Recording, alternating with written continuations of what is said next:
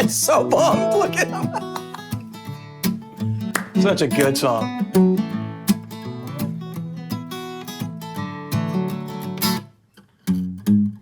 If I had $60 million. You are awfully close, Bert.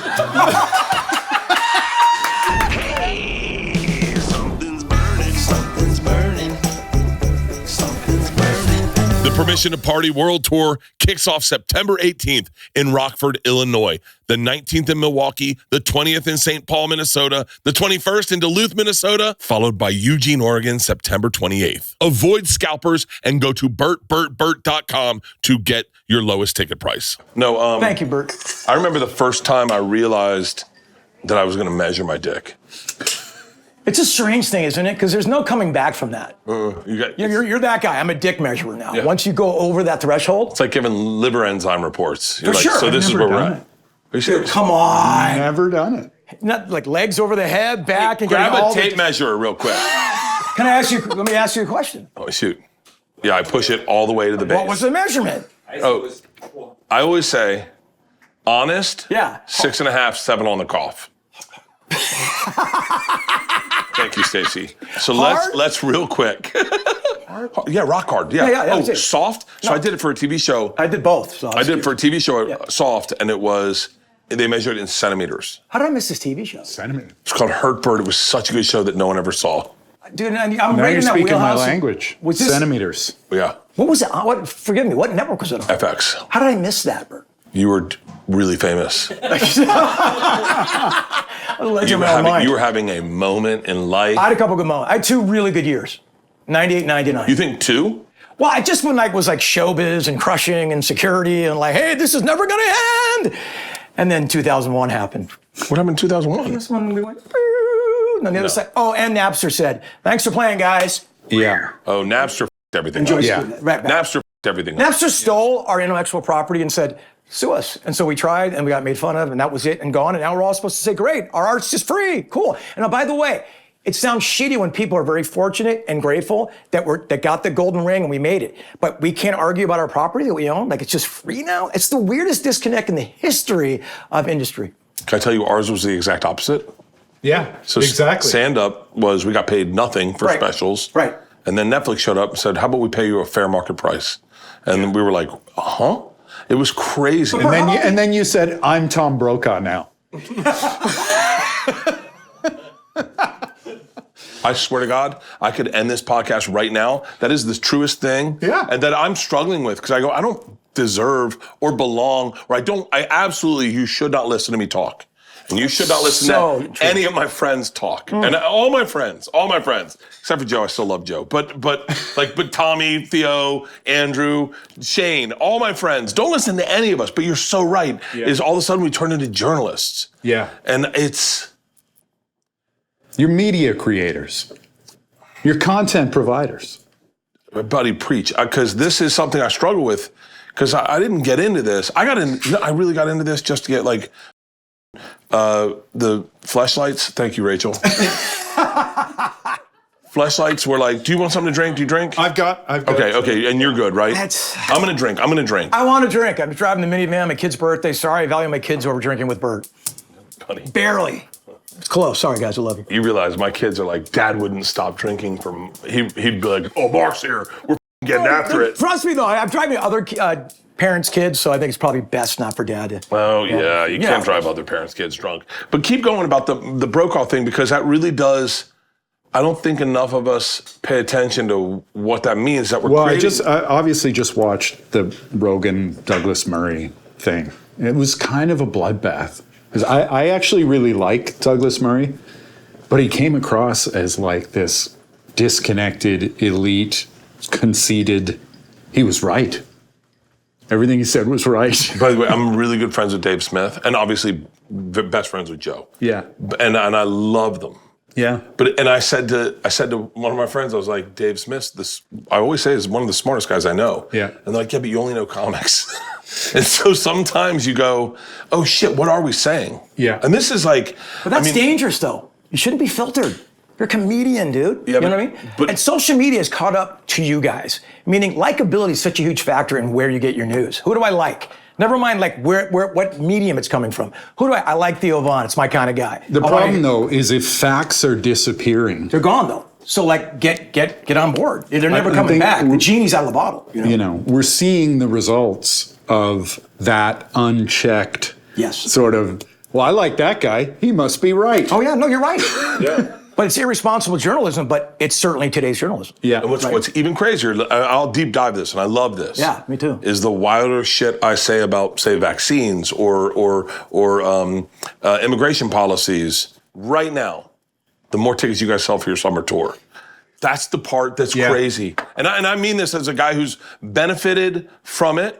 And I've gone on podcasts where I remember I did an episode with Rogan and they pulled it down. And I was like, what happened? And he was like, you might have said that the United States created COVID. And I was like, really? I was like, I was high. There is a responsibility. There is. And by the way, I have to say this. Joe's the first guy I ever knew that was like, I remember him saying to me like, yo, people are listening to us.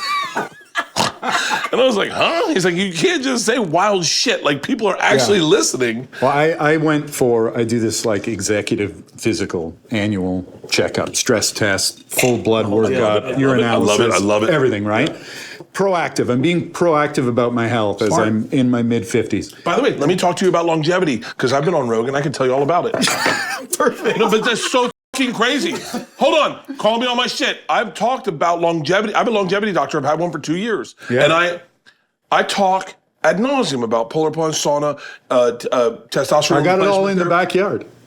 Like, the data on saunaing is insane. It's one of the most amazing things you can do for your long-term health. Better than cold plunge and all that? Or does it work in tandem? Cold plunge, I love the way it feels, but there's actually no good data on it. There's zero data. Yeah. How is that true when everybody's into it? We'll be smart people. Hang on. No. Fit people. You might have just created the best podcast I've ever been on. How is that true? The truth is, we watched someone I watched someone on Joe's podcast talk about cold plunge. Yeah. And I tried it, and I knew I felt energized after it. And I got really into it, and I bought one, I bought two. I think I have three now. I'm being serious. I have 3 cold plunges. Yeah. And I have 2 saunas. And it was the feeling afterwards made me feel like I was doing something good, but I never did the research myself. The plunge makes me feel like $1 million, which is a considerable downgrade to my net worth. Are you gonna sing it? Are you gonna sing it? If I had $1 million. Bert, why would I sing it when you're going to? $1 million. It would feel like $420,000 after taxes and agents. This was all getting to the fact that they told me, based on my blood work, that I should redo the Twinrix vaccination to boost my hepatitis B immunity. So I said, no problem. They gave me the new dose, and when the nurse said, do you have any questions? I just said, when can I expect to become autistic? I'm ready for the quickening. Make it happen. Yeah. I want to be able to sit at dinner and tell people what I really think. Yeah. Are we knowing too much? I want to tell you how many chilies are in that bowl immediately. Are we knowing too much now? You know what I mean? Like, and by the way, your longevity doctor, did they give you a date, like a shot, like this is what you're probably going to live to? Is it like a? No, so you do. This is what I do. Can someone answer that question? Every 6 months. Every 6 months, they test my biomarkers. Okay. Based on my biomarkers, they tell me if I'm getting healthier or not healthier. Inflammation, sugars, everything, liver enzymes, everything. And so the last one I got was 4 months ago. I have one coming up in a month, in 2 months. And my enzymes were better than I've ever been. So what they do for me is they just check. I got to be full disclosure. I met these people through Rogan. Like I don't know anything. We know. By the way, Brigham, you know I love you, but like I don't know anything. I didn't do the research. Yeah. My dad would have done research. I just was like, honestly, that's what experts are for. Like, you don't have to research. I'm assuming everything. They know. Yeah. You don't have enough time in your day to research everything. No. You got to pick someone you trust and dive in. Sure. But here's what happened to me. At 53, I felt worse than I'd ever felt in my life. I was in the worst shape I'd ever been in my life. Doctor gave me... By the way, I was there at 50. I can't wait to see what 53 feels like. bro. He said, you're 53, you've got a metabolic age of 54. And it was like, bum, I'd be bum, like- ba-da-bum. So in 1 year, I went from 53 to 54 years old, just had all the same tests done, and they gave me a metabolic age of 45. Hey, we like that Up trajectory. You look Downward. great, man. You look great. You do I mean, look great, Feel dude. great. Thank you. Your skin looks amazing, and just Yeah. you have a glow about you. I can't wait for this chicken sushi. It's not Making chicken here. sushi. Chicken It's sushi. It's Chinese chicken. Come on, keep it coming. I told you guys you're my guys. You're my Oh my guys. God, Hold I on. love that. Like I can't tell you.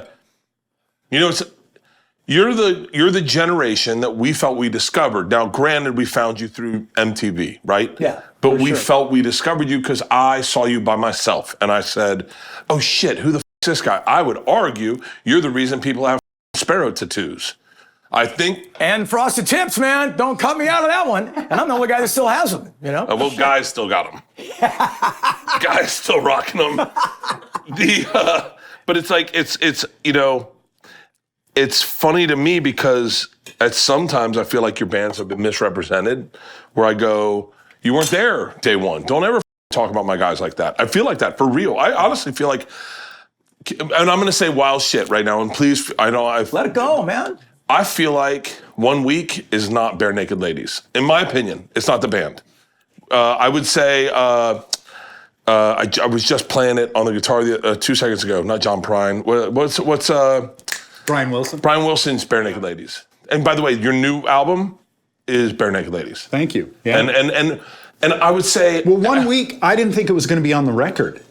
1 week is what we do live. Like Yeah. I make up Improv. raps, improv. Kings. So I thought it was going to be a B-side or like a bonus track. I actually thought the A&R gal, Sue Drew, was making fun of me when she said 1 week's going to be the lead-off single. are you serious? I started laughing because I didn't even think it was going to be on the record. Can I tell you what's crazy to me is like now you hear people sing that, and obviously that is like a viral moment. What's her name just did it. Yeah. And everyone's like, can you believe she knows the lyrics? I can name 7 people in this room that can sing it. Go ahead, Rachel. I know, it was the rapper's delight of 1999. Yes, it was. It was. Nick's playing basketball. It's not the band. And here's the other part is like you can also be the band and get criticized for being the band. And I'd argue that with you is you've never not said who you are or what you wanted in life or what you did when you worked for Extra. That's the most rock and roll thing I've ever seen in my life. I'm being serious. It's like, bro, hey, get into your shit. Have fun with life. What the f are we talking about? We don't all need to be Bob Dylan. Right. We can do the shit and have fun with it. And I always tell this story about Steve Harwell from Smash Mouth. Lovely guy. I love that dude. Rest I love in that dude. peace. Such a lovely personality. Just unfortunately kind of is misread to who the soul he is. And I know you know. Yes. And I know you know. You've met him as well. And, Yeah. you know, he had a couple really bad years there. And but as a human being and as a songwriter and as a vocalist, man, and as a human, it's just a great dude, man. Rest in peace, dude. Here's a little fact. Yes, sir. 1 week was supposed to be that first song in Shrek.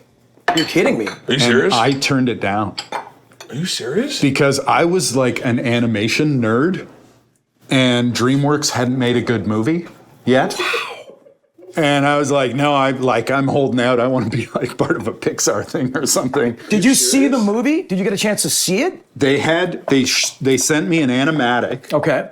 and Mike Myers was not doing the Scottish accent yet. Oh. He was doing like an overly pronounced Canadian accent. Oh, he had the demo version of the movie. Yeah. And I was like, this is going to be terrible.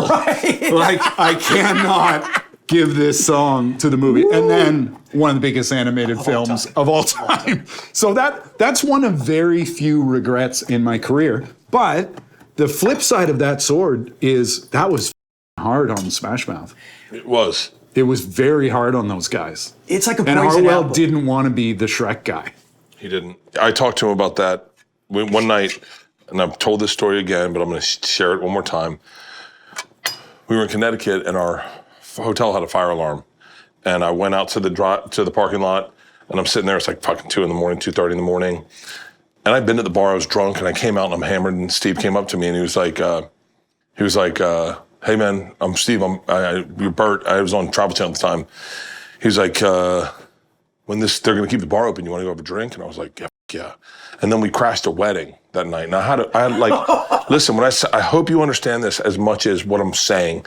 When I say you're my guys, like all my life moments, in my life, my early moments, you guys were a part of them. Like, and as silly as it sounds, and it's not silly, but like, I signed a deal at like Fox or something with Will Smith, and I was flying home, and Smash Mouth was in my headset, and it was you're an all-star, get your game on, go play, hey now, you're a rock star, get your show on, get paid, all that glitters is gold, only shooting stars break the mold. It's a cool place, and they say it goes cooler. You bundle up now, wait till you get older. But the media man bakes it, sir. Don't care.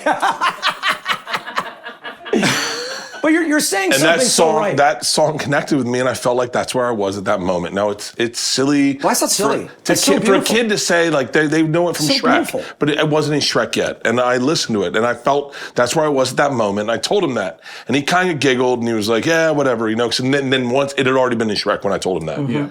And I was like, I wish he had taken the compliment the way I meant it, because I felt like it was weird. We understand who he and I are.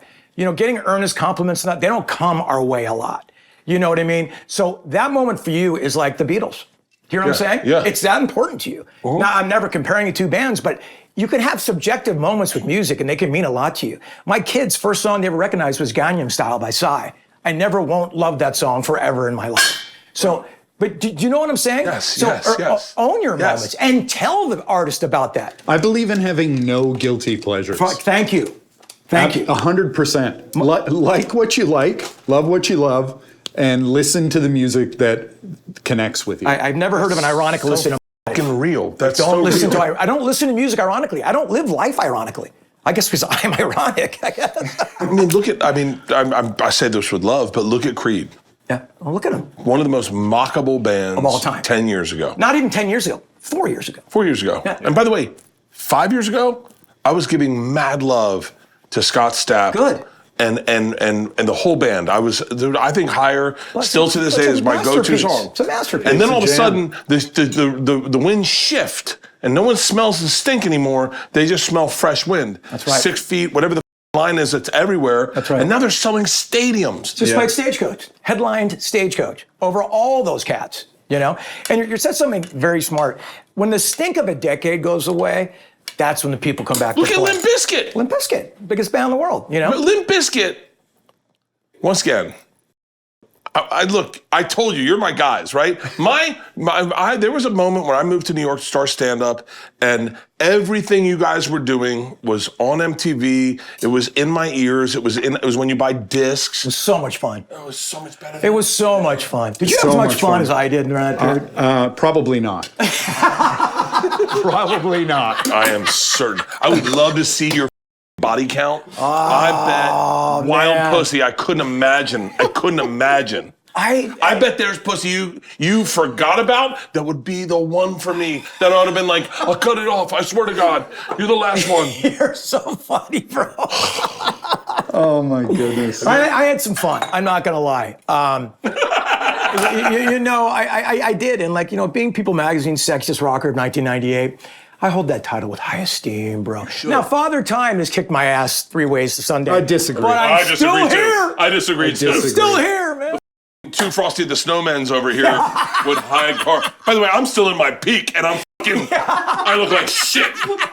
I'm still doing arenas, and I look like shit. I don't know what pill you take. I want that. We just did a show together in Ketchum, Idaho. Yes, Ketchum. And it was great spot. Below zero American. Yeah, it was it. And McGrath comes out in a vest. Let the sparrows fly. Gotta give them what they want. They're coming with nostalgia. It was for the World Downhill Ski Championships, and he's got the guns rocking. -2 degrees on stage. And the Canadian guys are like, are you insane? Yeah, I'm like wearing a knit cowichan on stage. A cowichan. That's a good one. What do you call the thing you put on your head in winter years? A toque, sir. What do you call it? A beanie. A toque. T-O-Q-U-E. It's a Canadian thing. Yeah. Imagine doing something really hard for 4 straight hours. Now, imagine doing that at 190 miles per hour, sweating your face off and slamming energy drinks between turns. That is the Coca-Cola 600, NASCAR's ultimate endurance test, going down in Charlotte this Sunday. It's also the first race on Amazon Prime. So now you can pre-order your paper towels and watch the high-octane racing at the same time. Big win. Bonus, the pre-race ceremony, an epic tribute to our military. That's the culmination of the annual NASCAR Salutes Together with Coca-Cola campaign that's going to hit you right in the feels. And you know I'll be crying. I will be crying because I will be there. I am going to be in Charlotte for the Coca-Cola 600 in the infield. I cannot wait. Catch the race on Sunday, May 25th at 6 p.m., a nighttime race. 6 p.m. Eastern on Prime. And trust me, bring snacks. It's going to be a long one. Have you been looking for a natural way to relieve aches and discomfort? Oh my God, man. When I sleep, my shoulder seizes up. These CBD gummies from Cornbread Hemp are formulated to work with your body, not against it. Cornbread Hemp's CBD gummies are made to help you feel better, whether it's just stress, discomfort, or if you need a little extra relaxation before you get into the hot tub. Wow. They use the best part of the hemp plant, the flower, for the purest and most potent CBD formulated to help relieve discomfort, stress, and sleeplessness. And for me, I'm not drinking right now. I haven't drank in like 7 days.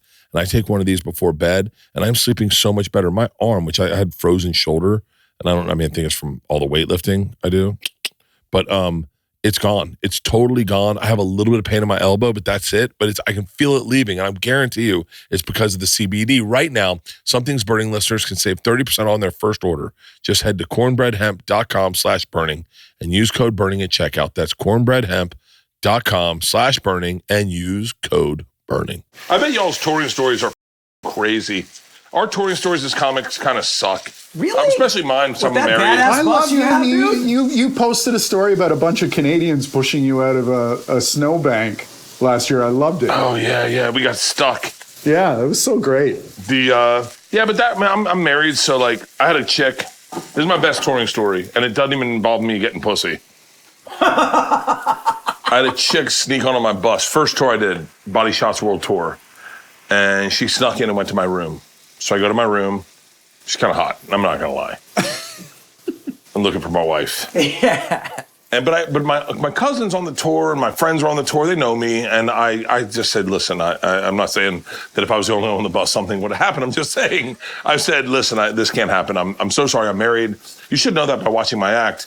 We're gonna take you, drop you off. We'll get you an Uber and we'll get you home. But this isn't gonna happen. Gentlemen. And my tour bus driver, Ron, we drop her off. She's leaving the bus, the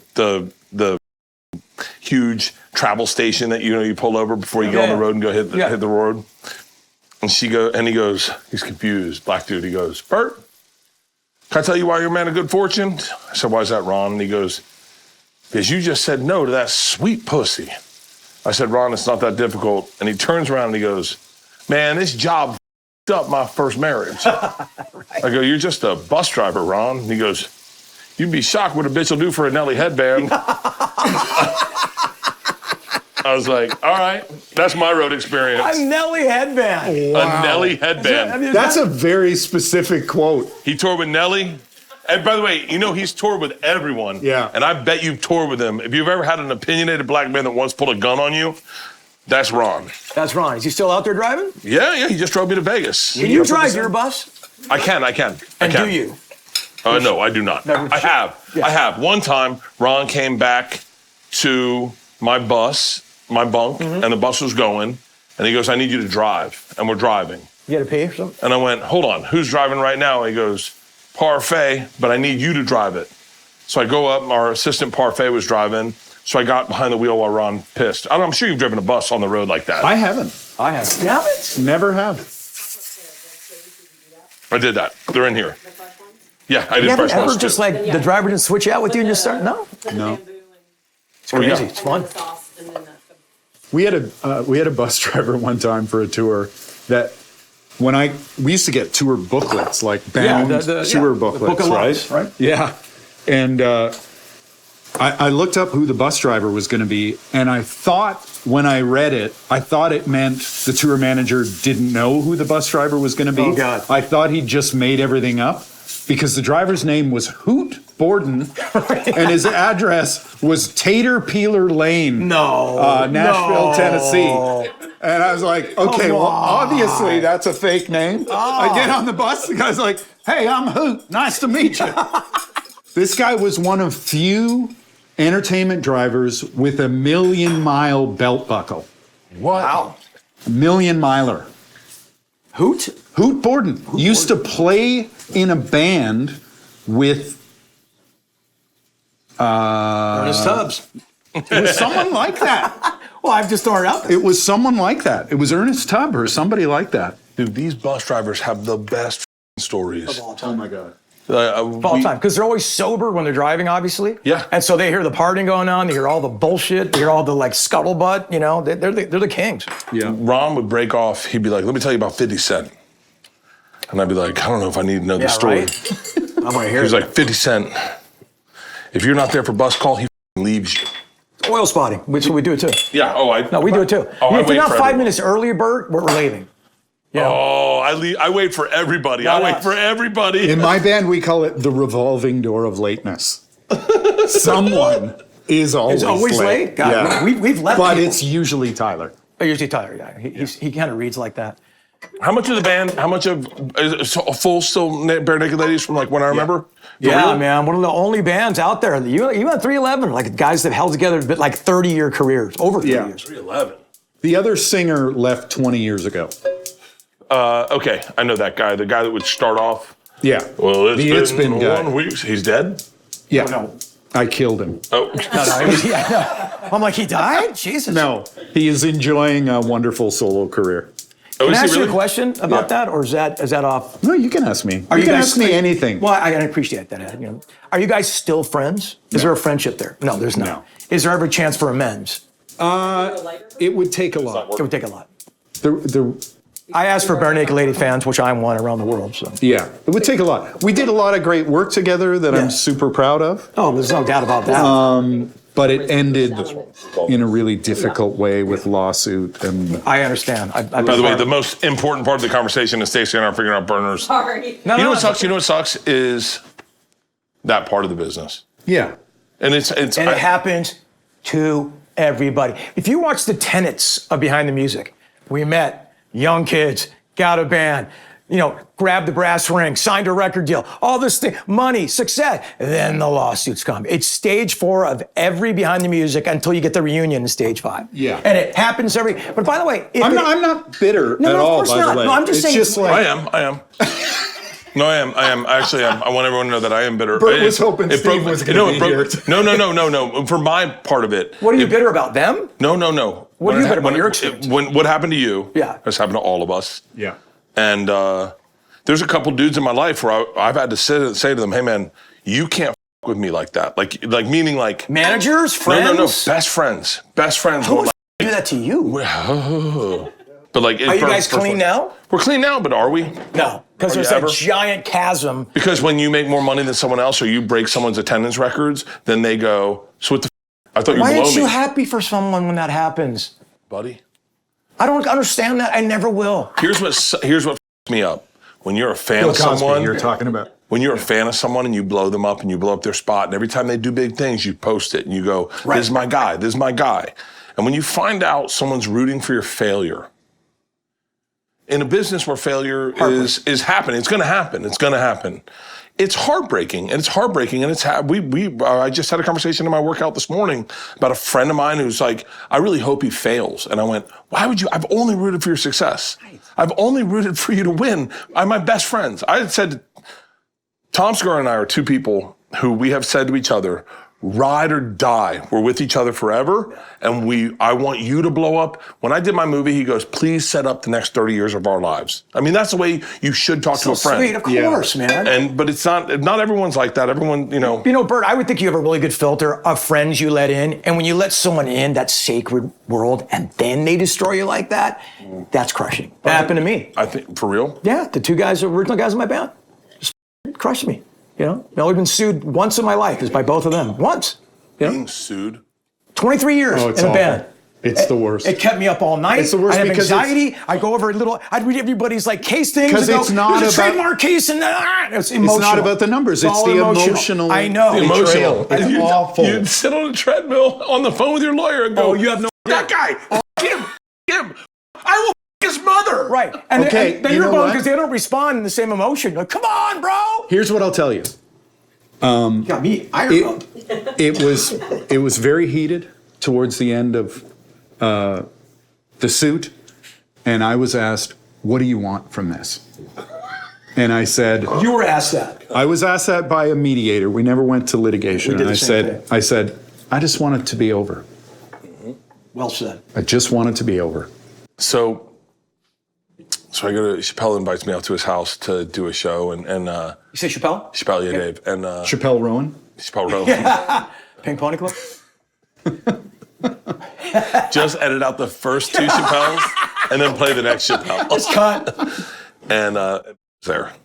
This is like the best closure you could ever have, right? How long ago was this just out of Eclipse. Eclipse? Whenever the eclipse was. Yeah, last year. Yeah. And he says, we see each other for the first time in years. And it was bad. It was really bad. And, we apologize, we talk or whatever. Apologies are weird. Because you're like, okay. Because are they real? Are they earnest? Is it just to like temper the moment? You know what I mean, Bert? Yeah. And his bodyguard comes up to me and he goes, is it over? And I went, huh? He goes, you and is it over? I said, yeah. And he goes, it's all he talks about. Wow. That's closure. When I go, because it's all I thought about. It's this guy that I loved. I was like a brother. How could and you then, not? And then you go, God damn it, man. Like, and when he said that, I went, oh, thank God that he was as bothered by as that's the thing is you go, it's the dead inside people that just don't give a about anyone's emotions. And they go, it's business. And you're like, no, it's not. Yeah, it really is not. It's not. No. It's like when you write a song, I'm always blown away by people that think it's easy. Because It's easy to write a good song. Really? And I think you could say that. Like DCG, hey, walking down the street, having some fun. Hey, let's have some fun. Go to the beach. It's not that hard. It's really hard to write a hit song. Okay. Oh, okay. Nashville right now, they're writing good songs all day long. I got 1,000 good songs, not to like, and I'm sure you do in your phone. I really do. I've got great ideas. It's so hard to execute to get to it because you can have a great song and then it gets lost in the recording and the mix and it just didn't, it never figured out. It loses that magic, Bert. And really? You know what I mean? Something gets lost. The spiritual component's not there, whatever it is. That's what's hard. That's the difficult part. And talking about hits, and I want to say anything for a minute, I want to go back to hits, but I want to say this. The crazy thing about what you do, Bert, is that if you play the hits, you get booed off the stage. If we don't play the hits, we can play. The fact that you have to create #1 songs every year for your new set is insane to me. I'm not sure about you. Yeah. I would have been, you never would have heard from me again after 2003 if that was the case for us. And probably a lot of you at home are going, God damn, I wish that happened. Well, that was the line in... That's not true. That's not true. That was the conversation in that Talking Funny series, right? They were like, Seinfeld was saying people come to see the act, and Louis C.K. was saying, no, they come to see the artist. Like, they want your point of view and they want something new. They don't want a joke they've already heard. And Seinfeld was saying, no, actually, they do. They want to hear that bit that they love. Are you sure? With comedy? Yeah. Well, here's the deal. There's two very different approaches, right? I'll tell you. Well, no, I'll tell you. The Carlin my approach is much more embraced these days. So there's guys that, like Jim Gaffigan. Yeah. You kind of know the parameters he's going to be within when he does his set.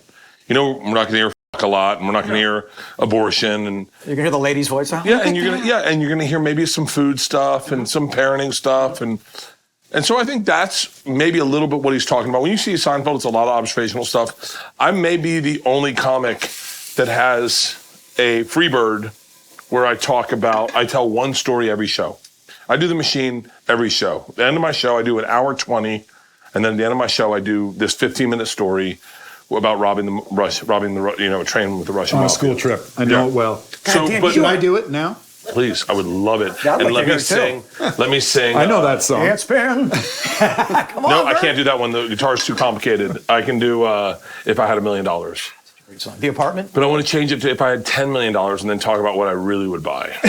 It's got to be updated. Would That was it written be in the early 90s, right? three plunge pools and a couple saunas? Well, buddy, we got into a heated conversation in this room about $1 million and what it actually buys. Well, we were saying because It was 1988 when No, I but wrote when that. By the way, you know what that is today? $2.5 million.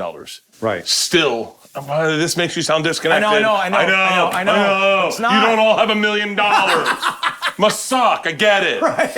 You don't know what it's like to have $1 million and have to give 70% of it to somebody. Very painful to have $1 million. I'd rather have your 200,000. Yeah. Because Can I put the carrots in now? Best segue ever. Have you ever gone on stage bareback? No condom? No. Like you did a bare. I say bareback like you had no show. You're going out there just free. Yeah, 100%. Like I don't know what I'm gonna do. 100%. Recently? 2 shows in Vegas in March. Is there anything more terrifying than flying without that net, or did you just go back to the hits if you threw a couple tones? Can't go back to the hits because my special had already aired. It's my favorite thing in the world is to go out with just your sword and just go like, let's see how this works. Is it crowd work? Do you have at least a concept? What the fuck do you do? So I don't know, 5,000 people, so you can't do crowd work, really. No, I know, there's a couple people in front, yeah, There's right? people that you can do it, but no one hears it. Do you hate crowd work? No. Because I know there's a snobby like, I hate crowd. Funny's funny, isn't it? I think crowd work's awesome. Crowd work's awesome, but you gotta understand, I'm also a different generation of comic. Is like, crowd work for us was, and I mean this with respect. There's guys that do it great. I'm not shitting on any of my friends that do it. No, It's hard to follow in a comedy club, though, right? When the audience no, it's is not at all. Well, if you're confident. If you're a comic, I mean, I don't mean this respectfully. I mean this respectfully, but if you're like a legit comic, you can do your thing. And David Tell's never had a hard time following crowd work. But you think it's a bit shaky? You think it's hacky? No, I think whatever you want to do on stage is what you want to do on stage, and I would never tell you what to do on stage. If you think crowd work is hacky, go see Harlan Williams. Brilliant. That guy, his crowd. It's crowd work, but it's the Salvador Dali of crowd work. Can I give you another Canadian who's amazing? So Harlan's first cousin of the keyboard player in my band. Oh, really? Yeah. No. So hard. You guys are friends. We've known him forever. He's a sweetheart. One of the best people at crowd work, and this is why I'll never shit on crowd work. Another Canadian, Ian Bagg. Do you know who he is? No, I don't. How do I not know Ian Bagg? He is. When I say so, crowd work. Yeah, it can be hacky, but so can stand up. Yeah. But man, when you see it done well, especially as a comic, you're like, this is inspired. It's funny. My daughter lived in LA for a while. She worked out here, and I asked Har to get her. She had a friend in from Toronto, and I asked her to set them up at the Comedy Store, and she had seen him before with me. But her and her friend went to see Harlan, and I said, "How was it?" And she said, "Dad, I almost threw up." She said, "I was laughing so hard, I almost threw up." That's the good stuff right there. Harlan Williams is It was great. It was amazing. It was so great. I almost visceral reaction to the humor. He is one of those people that are just touched with the comedy gene. Yeah. Everything for him is about a bit. Everything for him is about comedy. If you don't get comedy, he doesn't get you. Yeah. If you don't understand, he's going to walk past you. Right. He is just brilliant, and his crowd work, dude. When I was on, I had like a TV show a long time ago, and Harlan came on, and he did.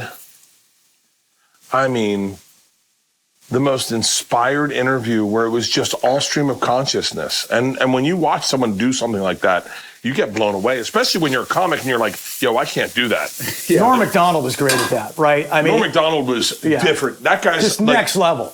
Dude, like, you had to catch up to his comedy. You had to like really wait for it, and he was patient with it. He was never a spade. He would just slowly set it up. One of the best ever. And you thought he was behind, but he was 2 steps ahead of you. The guy's such a genius. I mean, I could do this for days. I love comedy. It's the thing. I don't like horror films. I like comedy. I love music. Yeah. Like music's the thing that on a plane, when I get drinking. I'll just say, I love comedy too. Like I'm kind of a comedy nerd. For real. Me too. For real. Like, I love it. Who would people not expect you to love? Like people would never expect that one of my favorite comics in the world is Janeane Garofalo. I love her. I love her too. I love her. The way she does comedy is the way the way that like Jeff Tweedy does music. Nice. It's different. Beautiful. It's not for everyone. I saw her in Chicago. Indie. Probably 20 years ago, 15 years ago. Serious? And she got up and she goes, I just want to send this one out to all the skaters that I saw today in the park. I just wonder, could one of you land just one trick? That's so good. And I still laugh about it. That's perfect. I think it's funny. She is so, man, I don't know. I like, okay, let's go. Music that people don't think you'd like. They go, well, there's no way he likes them. I love Slayer a lot. You know, I loved them forever. I love the Beach Boys and I love Slayer. I love all music. Oh, the Beach Boys. Yeah. I'm performing them this weekend. With the Beach Boys? Yeah, at the Beach Life Festival. Yep. Wait, is John Stamos going to be on stage? Stamos, yep, he's out there. He rips. He's a really good He's drummer. a great drummer. Really good. Bill Burr's a good drummer, too. Bill Burr's a really good drummer. Really? Tony Hinchcliffe's a great drummer. Oh, is he really? I didn't know. Yeah. Really? Yeah, Tony Hinchcliff's a great drummer. Is Casey Rocket as great as we think he is? I don't know. I haven't seen enough of his stuff. I mean, But you know who I'm talking yeah, about. of course I do. And then Crabman? I got to be honest with you, the fact that Casey Rocket's going to hear this and hear you say his name is going to blow his goddamn mind. I think he's great. I only see the 60-minute Kill Tony things. Does he have the set? Does that last for a while? It's Is it pizza for breakfast? No. Which is great, by the way. So great comedy is always going to be great comedy. So the thing you like about the thing is always going to be there. Here's what happens with comedy. If you get famous too fast, then the audience defines what you are, and you try to live up to their expectations. If you get to live It's exactly the same in music. Same thing. If you get to live a little longer and become a person, then your personality defines what your comedy is, and you're never curtailing it to make an audience happy. And then sometimes you get a guy like, and I'll just say this, and no disrespect to any of the Kill Tony guys, but like Cam Patterson, who he showed up knowing who he was. Right. And that's very special. Dave Chappelle showed up knowing who he was. I did not show up knowing who I was. You said you started at 26. So you let that simmer and marinate for a while. But even still, if you would give me Last Comic Standing when I was 30, I would just be this. I'd be like, I'm the party guy. I'm the party guy. You think you would have got through the first round? I did. Oh, I'll be over here. No, I got through the first round, but I would not gotten much further. Because I say this, because I went on American Idol, I'd get dumped the first, I wouldn't even make it to Hollywood. No. Oh, God. Dude. Listen, I am a product of auto-tune and the studio. And the studio and auto-tune led me to where my voice is. I did not walk into recording with my voice. Our producer, David Kahn, gave me my voice. So It's so funny because you see guys like T-Pain who had the same kind of rap in Hollywood, and now he's like completely owning his own thing. he can really sing. When he Right? released that Sabbath cover, Oh, I was like, he loves music and he can really sing. Yeah. You know, the Yeah. auto-tune was just something that was a stylistic choice, you know? yeah. And he just brought Kesha up on stage. I'm a music fan. Like I I don't can give tell a that about you. And you're not a snob either, which is nice. And getting back to like the comedy thing is like, comedy's like music too. There's pop, there's indie comedians, you know what I mean? And so Yeah. it just depends. Like, that's why music is music and comedy is it funny? Yes. Is it sound good in your ears? Great. That's valid. When I started this podcast, I got to be honest with you. I feel like I had to figure everything out on my own. I mean, reads, mics, scheduling, logos, a logo for the, I mean, it was like, you have no idea. I know it seems easy to start a podcast, but back then it was super overwhelming. And every day seemed to introduce a new decision that needed to be answered. Whether you're starting off with something new, it seems like your old to-do list keeps growing every day with new tasks.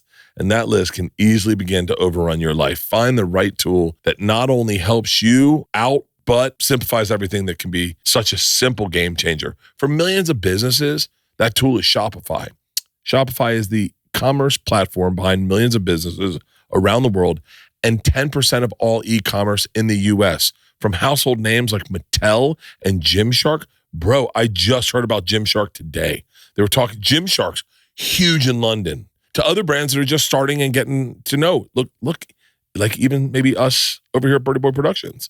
Get started with your own design studio. With hundreds of ready-to-use templates, Shopify helps you build beautiful online stores to match your brand style.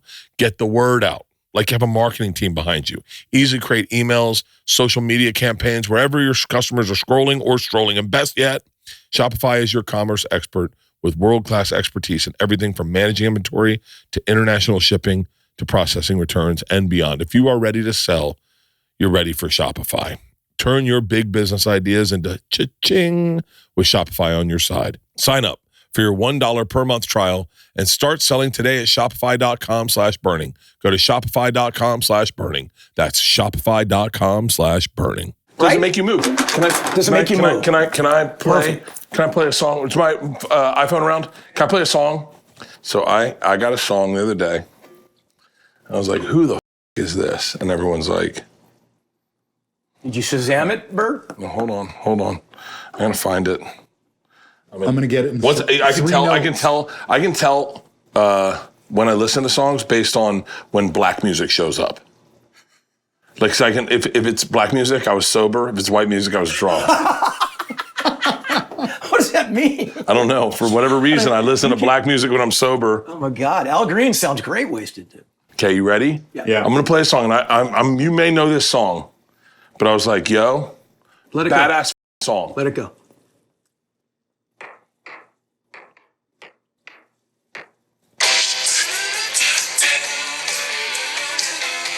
Oh, look at these guys.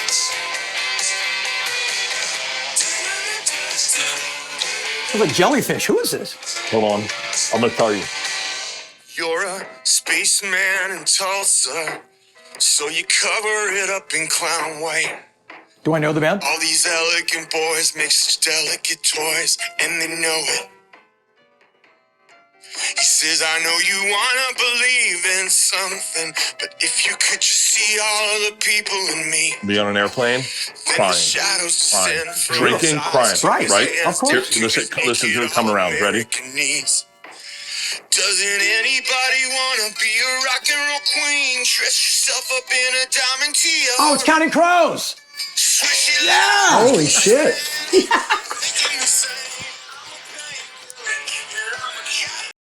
I'm a painkiller and I'm a caterpillar? Take Spot it on. tonight. Dude, can I tell Also you? not a hit. Dude, There's no more hits. I don't think it's come out yet. I mean, I don't know.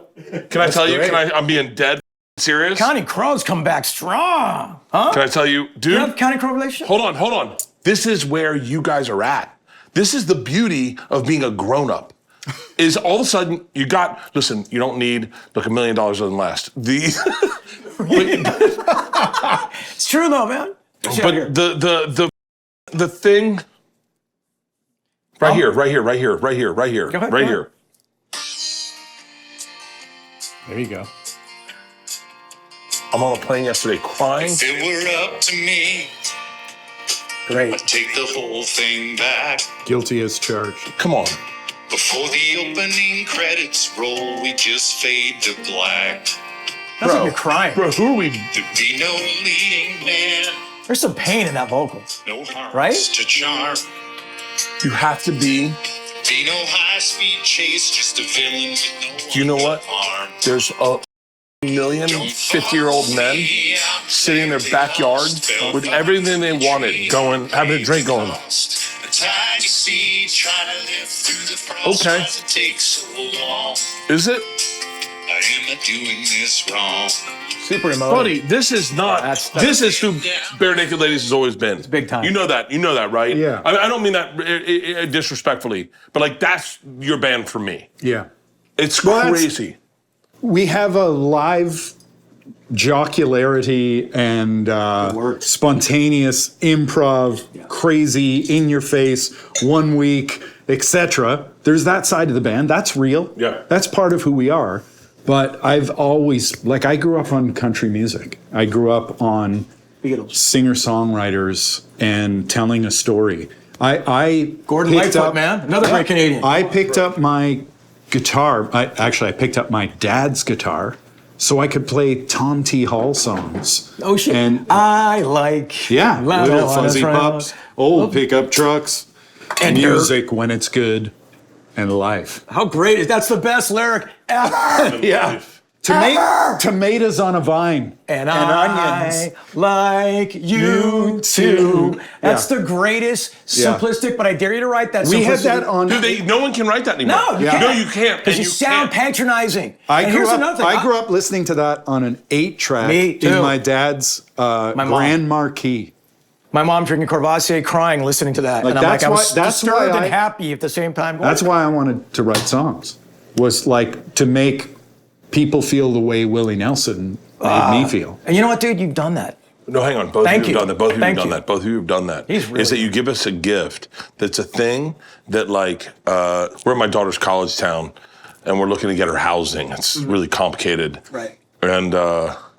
And we had just been at a tequila bar. I had a couple drinks, and the girls were asking, a bunch of girls in the car, they were asking, who's on the podcast this week? And I play 1 week. And they go, oh, we know him. And then I go, well, I also have Mark McGrath. Who's Mark McGrath? I play Joy. Wait, what am I saying? Joy and pain. And No. sunshine. What are our big hits? I play the first one. Names are bad for me. Fly? Fly. I call it Joy. And the girls go, oh, we know this song. Whoa. You get to know these guys? And I went, here's what's crazy. You think Your daughter said that about you? Both my daughter has. Like, you have access to any, you can go to, You'd be shocked who she's impressed by. I am shocked, bro. You're talking to him. Oh my God, Dad, amazing. you know Tony or what's Ricky Bravo? What's Rogan's friend? God damn it! Do I have dementia? 50s, dude. You guys need a bit more drinks? I'm good. We're almost done. God, I want one of those. It looks so good. Do you need another? Is this done, Stace? Sure. Stace, this done? Yes and yes. I would do another Coke Zero. Who are we talking to? I'm talking to you and them. Is that done, Stace? Let's look. Yeah. Yeah. Okay. Pop it out. Can I say something about songwriting? Eddie Bravo, keep going. Yeah, Eddie songwriting. Bravo, Eddie I want to know about songwriting. No, but finish Eddie Bravo, though. You said, like, what your daughter wanted to meet Eddie Bravo or something? And then she learned how to choke me out. It happened quick. Good. Yeah. Well deserved. But Sorry, I have like probably an unpopular opinion about songwriting, and that is that songwriting is a young person's game, much like athletes. Meaning that much like happiness? Athletes. Oh. I disagree with you, but go on. Sad. A lot of people do. Sad. I just want to register my disagreement early. Please do. Fantastic, thank you. I say that because it's an unpopular opinion. It's just mine, and I challenge you to get outside the confines of your belief and just hear me out a little bit. Okay. I want to hear it. I'm listening. Paul McCartney, best songwriter of all time. Yeah. Is that not even? It's probably true, right? He has trouble writing hits these days. You just kind of Bob Dylan. You kind of tap out after a while. I don't know. It's because you've lost. Hang on. This is a brilliant perspective. And I'm just is saying, this shared in the community? And no, Ed just ripped my head off about it. So it's not. I think it wasn't quite a kill blow. No, but you said I disagree immediately. I want to interject that now before we go on. So it was a shot to the nuts for sure. All right. But I'm just saying, when you just get after 30, 35, 40, you just don't hit the home runs anymore. You can't dunk the ball anymore. And I don't know what that is, but if you look at the stats, I'm going to say 85 to 90% of the people who have written his songs in life haven't written one after 40 years old. Here's what I'll say. I'll put in a subset to that. A little subreddit? How about this? The majority of mediocre songwriters are better when they're 20 as opposed to 50. I'm a better songwriter today than I ever was. Yeah, no, I think I would say writing hits is stressful. Yes. It comes with all kinds of baggage. Mm-hmm. It certainly changes your life. It does all sorts of things to your career. But it wasn't until about 6 or 7 years ago, like 30 years into my songwriting career, that I was able to truly just start writing songs in order to express an idea or articulate an emotion or tease through a problem. Right.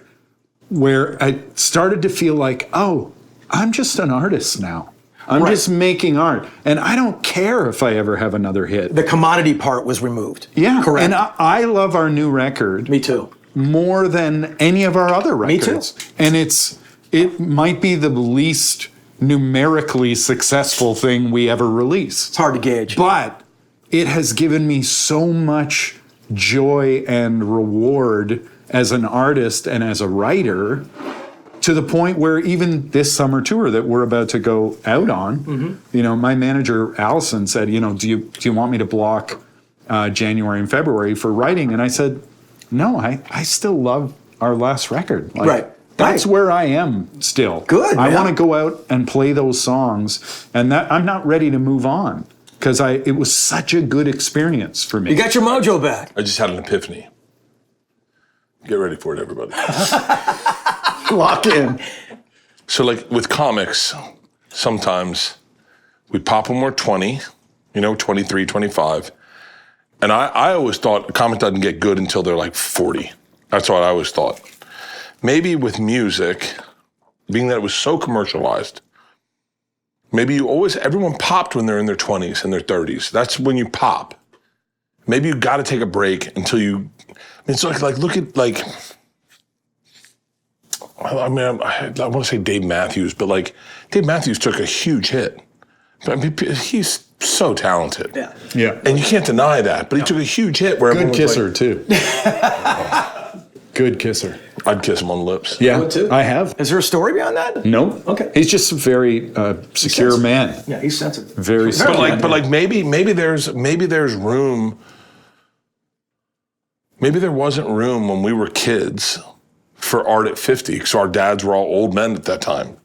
Maybe they're like, I know what I like. I don't want to know new things. I buy Brooks Brothers. That's what I do. And maybe there's room for art at this age where it's showing up and everyone's like, this is how I feel at this age, We were driving through that town my daughter goes to school, listening to that song, and I was like, God damn it, man, this has always been Barenaked Ladies. This has always been that band for me. And I forgot that. 1 week was so goddamn big that I think people forgot. It's the thing when you get so big, people forget, we're just a punk band from Southern California. Right. We're just kids. Right. We don't give a about any of this. Exactly. You know? No, you're right. You're right. Well, I think the what we had going for us was the fact that 1 week was just one song. Like when 1 week exploded in America and around the world, we had already been touring for 10 years. Right. We started selling out arenas in Canada in the early 90s.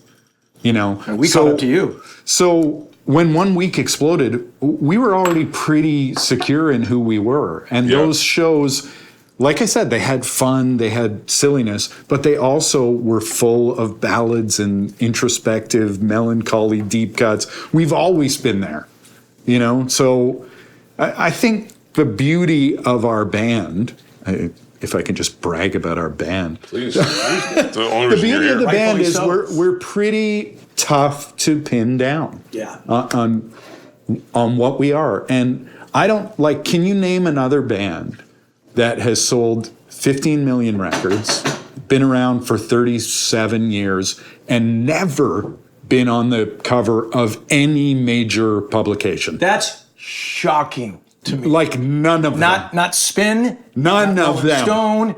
Not Music Connection. Not one. Not BAM.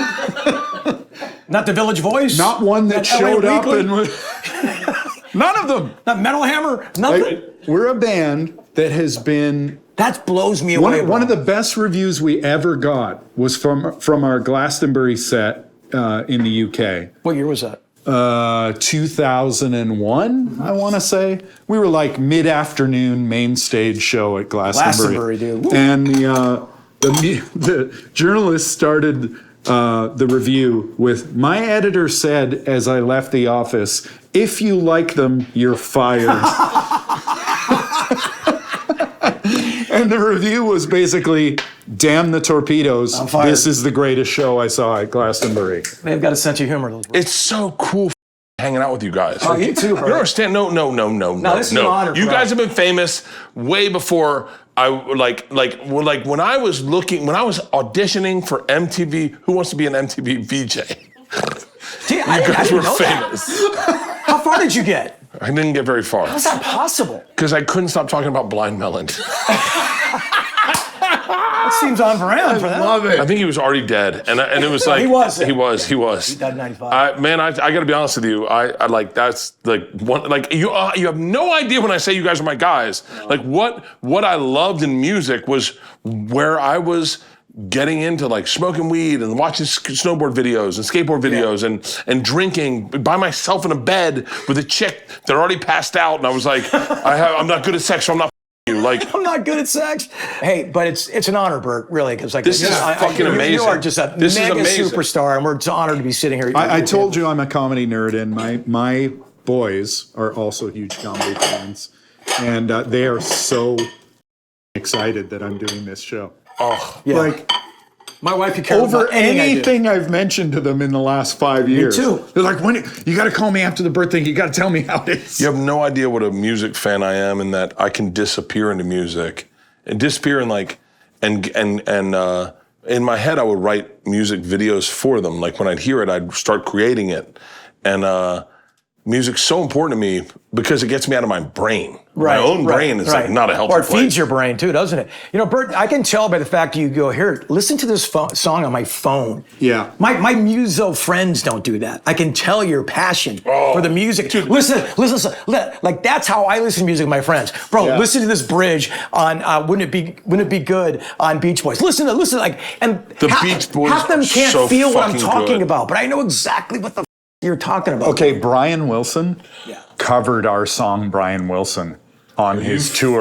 Serious? And while we were making Maroon, Why would you ever keep going on after that? I know. Just quit. so while we we're were done. making Maroon, Don goes, hey, a friend of mine wants to stop by today. Wants to play you something. If you don't mind, we'll just take a break. Did he tell you the friend, or was it No. a surprise? Okay. Yeah. So we go into the studio, and Brian Wilson's sitting there, and he plays us the recording of the arrangement they have planned for the start of their show. Wow. And it's him singing our song, Brian Wilson. I mean, And it ends. I get goosebumps. And he goes, was it cool? Oh, sweet. And I went, Oh my God. Brian, it's He's looking for validation from It's you. the coolest thing I can imagine. I don't even know what to say right now. It was so beautiful, and it was our song, but tricked out with all Beach Boys harmonies and Harmonies and all counter that. melodies. Oh. And then we were all just stunned, and he got up and he walked to the door and he said, "Okay, guys, don't eat too much," and he left. That's perfect, Brian Wilson. I've got a good Brian Wilson story. When I was working at Extra, Smile was coming out. Remember Smile? Extra. Dude, that's the baddest fucking. The stars around baddest Hollywood fucking- last night. Let's take a look. Hey! I hope you know how cool that move was. That I'm was being not a serious. popular sentiment back in the day. But I always like, what do people think I was? Eddie Vedder? I mean, that was just a move. That was just it was a perpendicular move for me. But so, Brian Wilson's coming out with Smile. Beach Boys finally finished this record, Smile, this like revered record that's been heard about for years, never got finished. It's part of like the late 60s Smile, Beach Boys, like genius period of Brian Wilson. So the record comes out and he's doing a bunch of press. So we go to his house. He's up there in Mulholland Park up there in Mulholland. Not there anymore, so don't bother going there. So he's got a long day of interviews. I got 5 minutes with him. So he comes in and sits down at the piano. I'm the last interview of the day. He starts playing God Only Knows on the piano. Are you serious? Just starts playing God Only Knows. And I'm like, it's my favorite song of all time. Makes me cry thinking about it now. God Only Knows So- is such a badass Bro, fucking song. it's a religious- Keep talking. I'm going to heat this up. So a little cold. he's playing and I go, I got to interrupt him because I've only got 5 minutes. So I go, hey Brian, God Only Knows, man. It's my favorite, one of the best songs I ever recorded. He looked at me and went, food. Walked away. And I just went, that was the best interview I've ever had. And that's all I got. That was it. Never saw again. But the fact that you brought up, like, stay hungry, what did he say to you? Yeah, don't eat too much. Don't eat too much. He's obsessed by food. Like the For real? vegetable songs. Yeah, his songs are like vegetable. Did he do Veggie Tales? Did he do veggie? No one knows Veggie Tales. It was a joke. I do VeggieTales, know the it. animated. No one knows Veggie Tales. I know. No, I know it. VeggieTales? I'm trying to find the humor. I was joking. I was joking. I'm on your humor. Brian Wilson's a bad. Yeah. Hey, Bert, were you ever in a band? Yeah. And this is well known by everybody, right?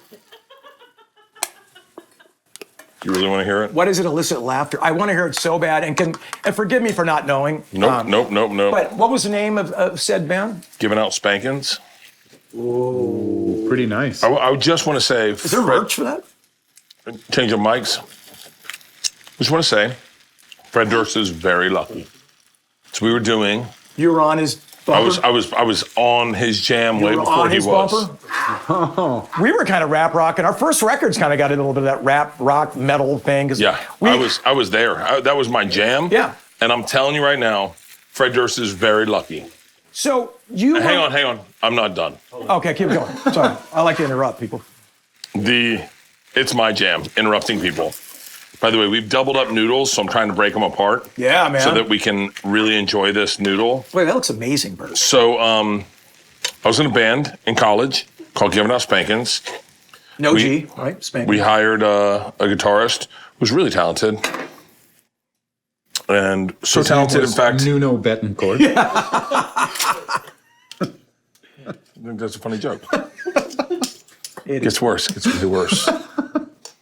And the guy realized I was not a very talented frontman. I was a frontman. I wasn't lead singer. I was a frontman. And I realized he's going to kick me out of my own band. So me and the bassist, Brent Bracken, decided to start a coup d'etat and kick him out of our band. Now, he had a stack, and he was good. So we kicked him out, and he said, I'm so confused. I'm the best guy in the band. And I said, no, you're the best guy not in the band. He said, I'm going to start a band. That's a preemptive strike. So much better than your band, and you're going to wish you had me in your band. I said, good luck. His name was Mark Tremonti. No. Come on. It's a true story. Enjoy your dinner. You've got to be kidding me, bro. Yeah. Oh, that's amazing. Now, I have to say this in Mark's defense. And listen, I'll say this casually to you guys. Once you become famous, your narrative's your own narrative. Whatever you want to tell people what is your history. He doesn't want to say he's an attorney. Maybe he doesn't. I don't know. But we all in a band, and he was so good. I was like, I'm getting kicked out of this band immediately. You know what's crazy about him too? He can sing his ass off. True. He released a Frank Sinatra tribute record, and it's the best Sinatra I've ever heard anybody done. I say that with no irony, nothing. It's amazing, the guy's voice. Are you sure you're not mixing up No, Mark Tremonti with Michael Bublé? No, Mark Tremonti from Korea. I'm telling you, he released a Frank Sinatra, dude, God is my witness, and he really crushes it. Guy's amazing. I'm not going to lie to you. These might be the worst noodles I've ever had in my life. They're so aggressive. They're aggressive? Enjoy. They're, You need shark it's like a cross between a noodle and a rubber band. squid. sheet rock. They're chewy, bro. They're gnarly.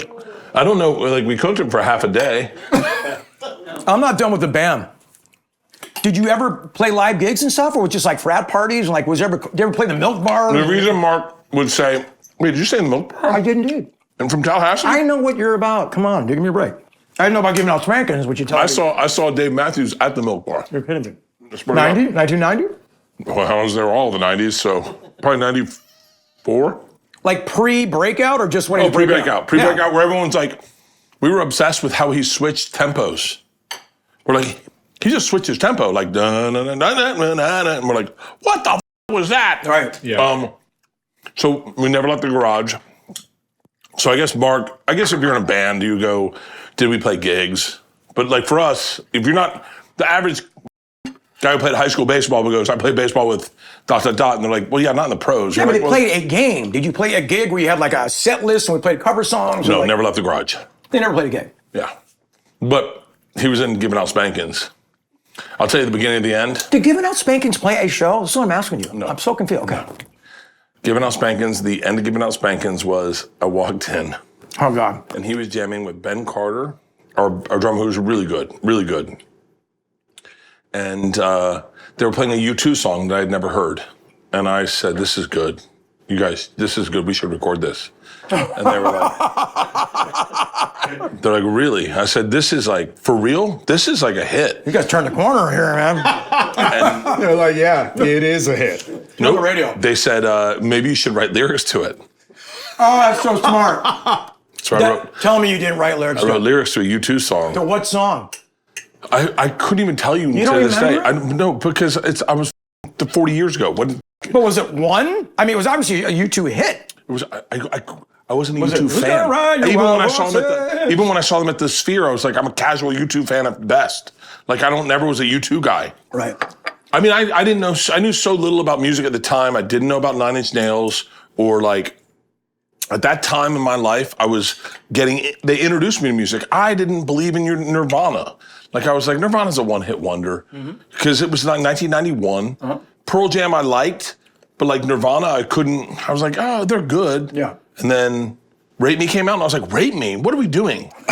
Right. And then all of a sudden I got turned and like my parents split up and all of a sudden like, Jane's Addiction showed up for me in a weird. I remember driving down the street and getting 3 days, getting it, and going like, Had a dad? "Oh, had a dad? Come on, bro. Right? Coming down the mountain."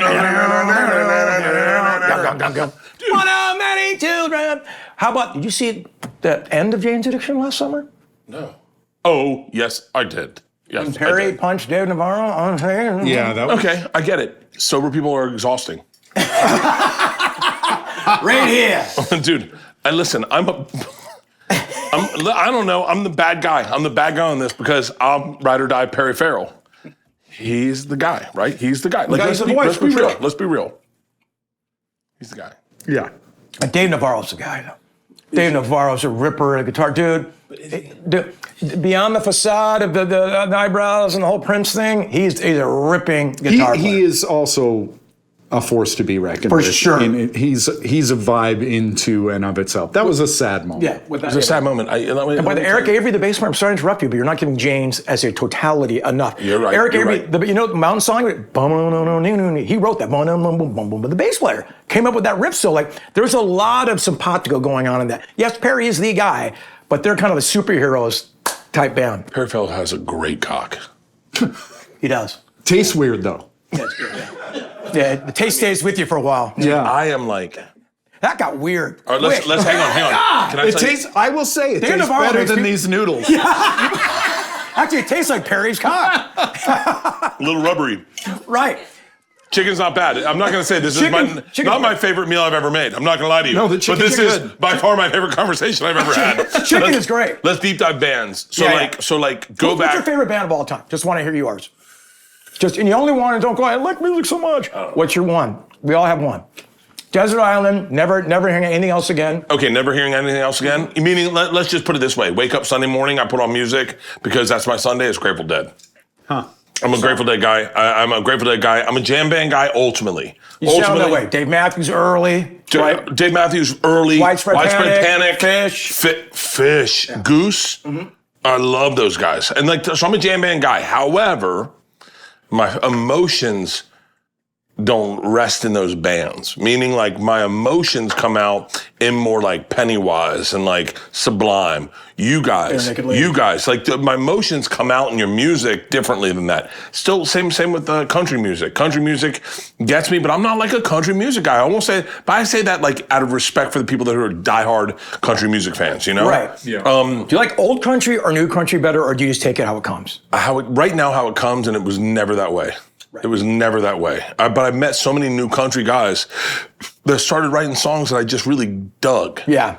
Because I think we talked about this earlier, but I feel like rock and roll's taken a back seat to country music. Yeah. They're the new rock stars. There's no doubt about it. Yeah. You know? Yeah. And so, It's the only thing that's commercially viable at all. I mean, they're the only guys selling records in the unconventional way that we used to. They're the only genre of music. but that's what you guys were, especially Sugar Ray, when you guys came out, I got to tell you a story. Please. You're definitely not going to remember this. 100% you'll never remember. Boy, I love hearing stories like that. No. Bro, you remember when you punched that cop? So I'm at LAX. I'm checking in through the American Airlines. Are you concierge key at American Airlines? Yeah. Me too. Let them know. $1 million isn't much money either. Just snobbery. 5 Rolexes and $1 million. So I hope this story is as enjoyable to you as it was to my wife. If I'm when I part told of her it, this. I'm going to be stoked. Yeah. Okay. So I'm checking into the Admirals Club with my concierge key rep. 10 years ago, last week. I can almost tell you the exact date, but it's got to be 10 years ago. Okay. And I wasn't concierge key then. Were you then 10 years ago? I've been concierge key for 12. Sorry. Wow. So I had no idea. I see you behind I wish we could start over with me knowing that. I see you behind me, and I realize I got to tell you. I always do this with celebrities. I got to tell you how I feel about you. It's how I work. Me too. It's a beautiful name. So I'm checking in. I say to the lady, "It's Mark McGrath behind me." She goes, "Yeah." I went, "Okay, cool." So I turn around and I go, "Hey, I got to tell you, man, I'm such a huge fan, and you're very generous." You're like, "Oh, thank you so much." I said, "Your music, it kind of defines a period of my life, and it means a lot to me. And I always want you to know that for guys like me, like that." And you go, "You listen to my music?" And I was like, "Yeah." Yeah, interesting. I said, "I just want you to know that, like, I'm such a fan. I don't mean to bother you. I don't want to take up your time." So I walk away. I go up to the bar, and you sit next to me at the bar with your friend, Richard Linkletter. And I look and I go, "Oh, fuck, that's Ethan Hawke."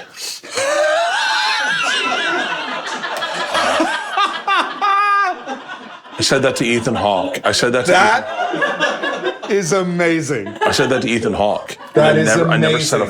f***ing word. And I've never thought that, but you must have You got that look many times. identical to Ethan Hawke. This has happened to me so many times. I mean, buddy. So many times that I had to start Oh my signing my God. autograph, Ethan Hawke. TMZ ran down on Ethan Hawke in the Village in New York. He's cool guy with 7 books and like reading scripts, you know what I mean? First, that's your first key, that's not me, right? And so TMZ goes, "Hey, Mark. And he turns around and he goes, "Mark." And you can see he was just like defeated, just like, no, not anybody but him. And then he was on Katie Couric on Good Day LA back then. And Katie Couric was really good friends with a girl who hired me at Extra, Lisa G. She's a legendary figure in the entertainment news business. So she knew Katie Couric real well, and she thought it'd be fun to do a split when Ethan Hawke was coming. Ethan Hawke goes on in the morning. He's talking about his theater class he's doing, and I've started a theater for young kids and really want to find their muse and their inner spirit and really manifest their creativity. And Katie goes, "Oh, that's so great. Ethan, has anybody told you?" And they do a split screen of me and him right behind him that you look like Mark McGrath. And a little bit of Ethan Hawke died that day on that screen. You could see it, the life force just go, oh. He's been very sweet about it, and I've ran into him because I've signed autographs for you too. And so, but I know it's not his favorite thing in the world, and it's my favorite thing in the world. He has to understand. Ethan, I hope you're hearing this. You look more like Mark McGrath than you do Ethan Hawke. It is wild. And you know, I got to be honest with you, I would never say anything to Ethan Hawke. I would never. But you're a fan of Ethan Hawke's. Casual. Like, no, I mean, I'm being casual fan. I mean, I'm not like a, he didn't help me get through a breakup. But you know, when you see another celebrity, you kind of have a, "Hey, bro," like you see a guy likes to give joy to other people. I passed Ethan Hawke. I wouldn't go. So there's like a level By the way, of thank you celebrity. for your compliment on my music 10 years ago. We cannot deny the mark he made on skateboarding and video games in general. Ethan Hawke? Yeah, pro skater. Tony Hawk. Oh, I'm sorry. God damn it. I'm sorry. Yeah. Here's what I'll tell you about Ethan Hawke. What a brilliant edit pivot. Yeah, you better see. What that was high class. Here's Way what to I'll get tell you back about on Ethan track. Hawke. I've never met the man. But wait. I actually really do love his work. I do too. Training Day? I love Okay, his Training film. Day's great. Hold on. Walk me through it. Okay. Reality Bites. Great. Fantastic. My lifelong friend who Pull it up. is a cop said Training Day, frighteningly, is the most realistic cop Was he movie an LA cop? he's ever seen. No. Wow. So Toronto wait, Cop. Training Day, Dead Poet Society. The post is great. He's got some sleepers in there that you're going like. He's got a... Pull it up. Someone that works for me. Pull it What are up. we pulling up? Ethan Ethan Hawke. Hawke films. How are we the only ones hearing this? He did those 3 movies with the girl. Sun also rises. After and Sunset. The sun, I didn't really like I those. know, it's Richard Linklater. But Sinister? I love Richard Linklater. I'm not shitting on him, but whatever. Sinister, Was he with one of Richard the great... Linklater? By the way, I'm sorry to interrupt you. You just said He was with Richard Linklater, who I recognized because I was obsessed with Days and There you Confused. go. Why is Mark McGrath with Richard Linklater? And I was like, God damn it. Are they moving a movie? And then I was like, that can't be. Do you think I have glasses? All right, I would- Explorers, Lion's Den, Dead Poet Society. Yep. Dad, White Fang. White Fang. Mystery Date, Waterland, A Midnight Clear, Rich in Love, Alive. A lot of these are. Show. a lot of these are- Alive is good. The Cannibals in Chile. Remember that? No, that was not good. No, it's called appropriation. That was terrible. You're not allowed to be a white guy talking Spanish. Yeah. A new thing. No, but it was terrible. But the remake that just came out is incredible. that was such hate Great for this- Expectations. Gattaca is pretty great. Yeah, Gattaca. Great Expectations. I always thought I'd read that book. What's the one he just did where he played the small town preacher? Oh, I didn't see that. He had Dude, an I inappropriate just- relationship with the expectant mother. I missed it. I just saw that trailer the other day. It's really good. Okay, let me tell you. Oh, it's okay. We're done with Ethan Hawke. Blue Moon. Let me tell you my Ethan Hawke story. Okay. Yeah. Never met the man. Okay. That's how the story starts. I love this. It's how the story ends too. Right. But a friend of mine knows him and was talking to him, and Ethan brought up my band, and this mutual friend said, "Oh, I was just talking to Ed. He's his daughter goes to school out on the East Coast, so they're going out and doing the Cape Breton loop out there." And Ethan goes, "I have a house out there. I insist that Ed stays in the house." No way. He goes, I love them so much, and it would just be a great way for me to be able to say thank you for all the years of music. Please tell him to get in touch with me, and I want his family to stay at my house. And I was like, I'm not doing that. Like, I can't do. Please tell wonderful him. act of generosity. Please tell him thank you. God, that yes. is really a lovely gesture. Right. Badass move. Right? You would do. It's almost like pimp shit. Like, let me put my finger in your mouth. Like, it's kind of crazy. It's kind of crazy. It's a little crazy. There's a little weird thing about that, isn't there? There is a little weird, like, I mean- like Mark, you having a good time today? That's great, man. Hey, try on my shoes. So Am I right? Hey, take a shower in my room right now. Hey, man, I want you to try on my pants. Try on my toilet. I've still never met the man, but every time his name comes up in conversation, I tell that story. And it makes me think of when I first started my career. We had a sound guy. We hired a sound guy in 1991 who is still our front of house. No sound way. guy No today. way. That's 1991. impossible. He's still alive. Yeah. And he's mixed every Barenaked Ladies show that we've ever done. Well, you guys dance with who you brought to the table, don't you? Same band, same crew. That's A lot of our crew guys Sneak their way in are like 25, 30 years in. And I want all my guys to know you snuck your fucking way in. So Robin said to me early on, very early on, if you are nice to somebody, they will tell 15 people. If you're shitty to someone, they'll tell 1,000 people. Yeah. Oh, okay. Steve. And Hey, Joe Rogan. I have tour dates coming up in September. Permission to Party World Tour. And that guy. I got vaccinated and permission to Party World Tour. Joe, call me. You know I love you. It's so crazy, right? If you shit on someone once, they tell everybody. yeah. Especially in this business. Especially. If you're mean to anybody on crew, anybody on a set, it spreads like wildfire. You know what I mean? And I think it's one of the reasons why we're still working today is because you're just nice and kind to people. You know what I mean? It's something about that. Can I? I know you have a heart out. I want to get you out No, on time. I don't. No. I want It's just no, my but kid's birthday, Bert. I know. I know time's short, but I really want to finish these noodles. No. Let's the get you nood- some dinosaur teeth. The noodles were a bit gnarly, Christ, but they're the a chicken, little aggressive. chicken's good. The chicken's good. Can I ask you a very, and obviously, you guys have a full edit of this show. I don't do that, dude. But I own my own content. how are you, when shit went sideways for Sugar Ray, or when you got shit on, how did you maintain a good attitude about it? Well, I mean, I made a lot of mistakes too. You know what I mean? Wait, hang on. So own your mistakes to me so I can understand them, because I get shit on online and I hate it. It bothers me so much. I just can't look at it. So I can't see it because then it owns my life. You're right. I personally, when I was very, very young, had the belief that half the people in the world hate you for no reason, and half the people in the world love you for no reason. They're both wrong. It's your job to go out there and find out who really loves you. That's what it is. If you find yourself a couple good friends and people that you can surround yourself with. Well, my best friend, McG, you know McG, he did the 1 week video. 1 week video. He's a producer. I'm sure you've met a great guy. I know he is. We've been friends for over 50 years. My best friend. My ride or die dude from day one. My wife's now been together 30 years. Guys in my band have been together since 37 years. So I've got a great structure. I got people that bring me back. Oh, dude, you're up. And I had a long leash in the 90s. I don't want to hung myself on the end of it. I did everything you could do, did it wrong, didn't learn the first time. I made a lot of mistakes. But I think at the end of the day, I'm so grateful to be able to do what we do with minimal talent. Now, I always say this, not to be self-effacing, just to be real. I'm not a singer. Never been a singer in my life. I'm a guy that found a tone through other people that show me where it should be. And I'm the luckiest guy that still gets to play music for a career after all these years. Not a lot to be unhappy about. So if someone goes, oh, you're a kook, you suck. I'm like, it doesn't bother me. It doesn't.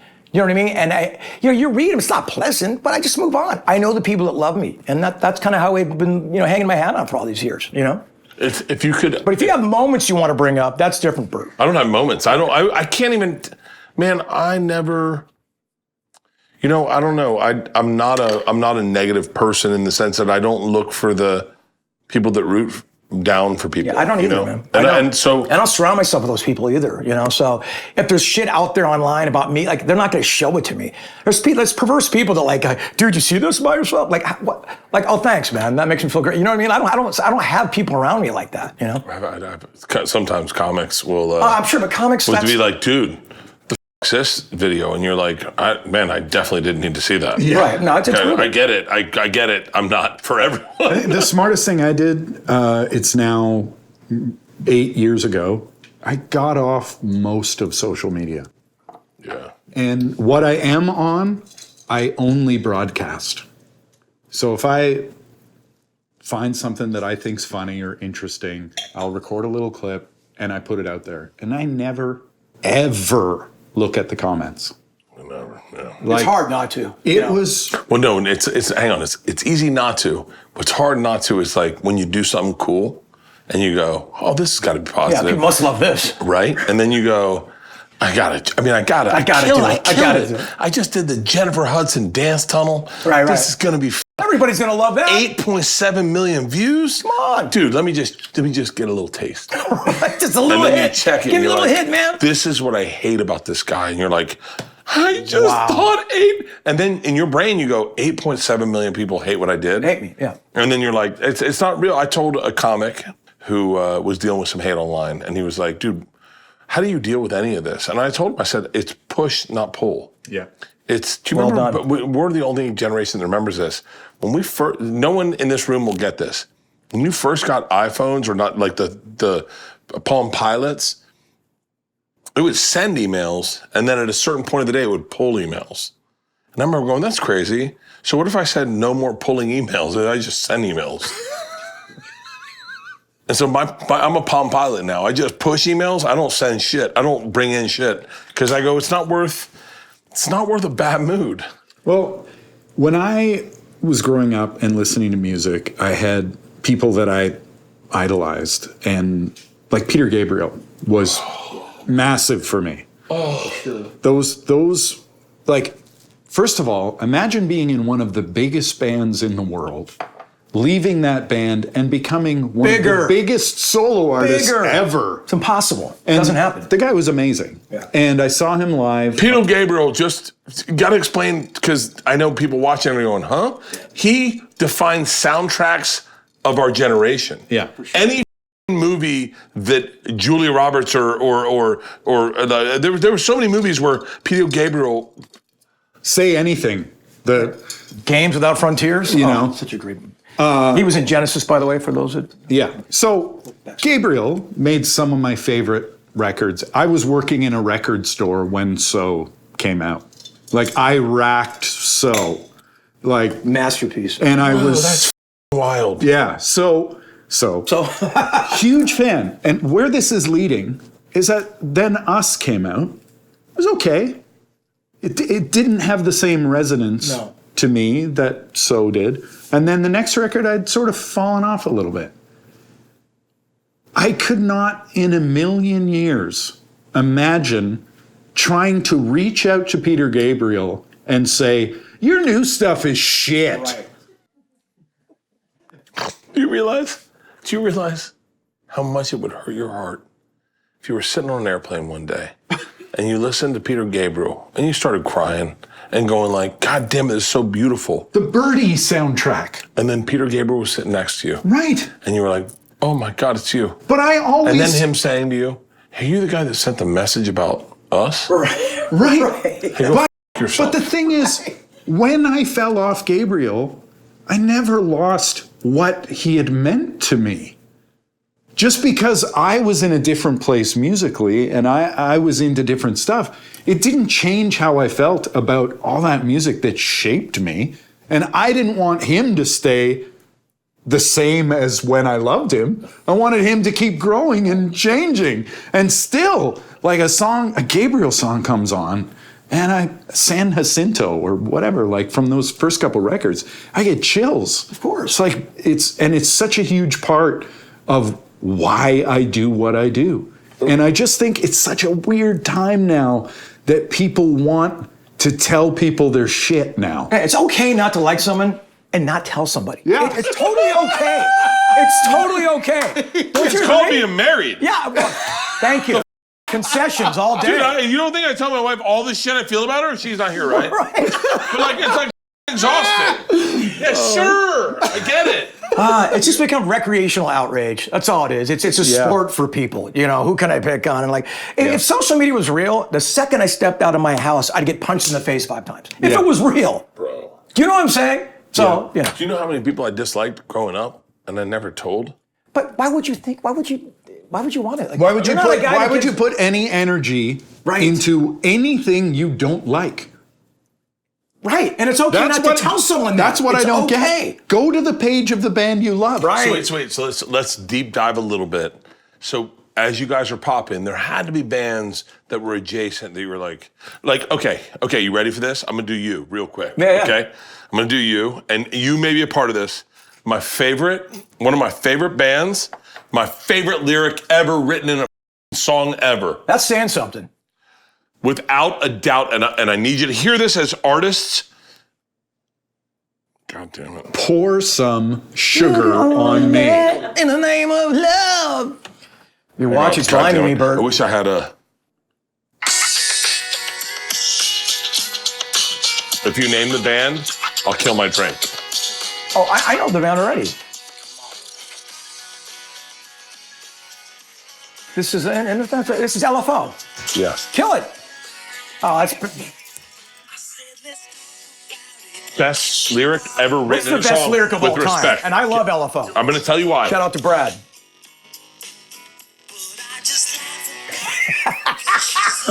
Him drinking LFO is my favorite Take it one thing more, to and I'll drink. kill that one too. This is the best. I'm right sometimes. What you want in a lyric is to tell me the story without like beating me over the head about it. Just give me a hint of the story. This is the best It's the lyric girl ever on TV, written. right? What? What size? Girl on TV or Summertime Girls? What is this? This is Every Other Time. Oh. Sometimes he's black, sometimes he's white, sometimes he's wrong, sometimes I'm right.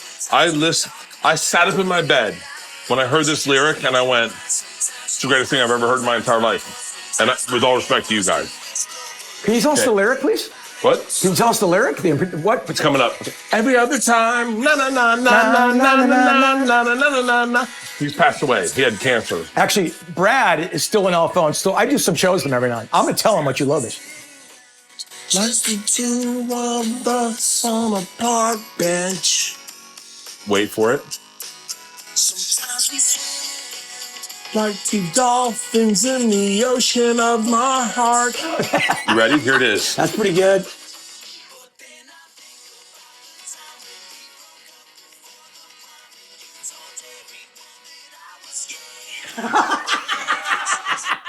Okay.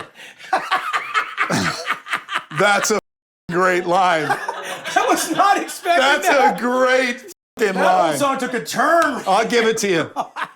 No disrespect How have I missed taken. that? No disrespect taken. That's a brilliant line. Hey, Jude, you've been unseated.